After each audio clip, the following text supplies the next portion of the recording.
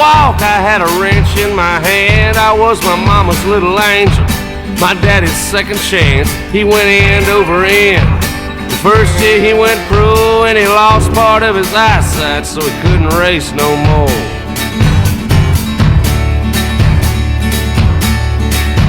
He never lost his touch when he got under a hood. He knew how to make them run. He knew one day he would see his name in victory lane and engraved on that cup, just like all them other crazy fools were racing in their blood.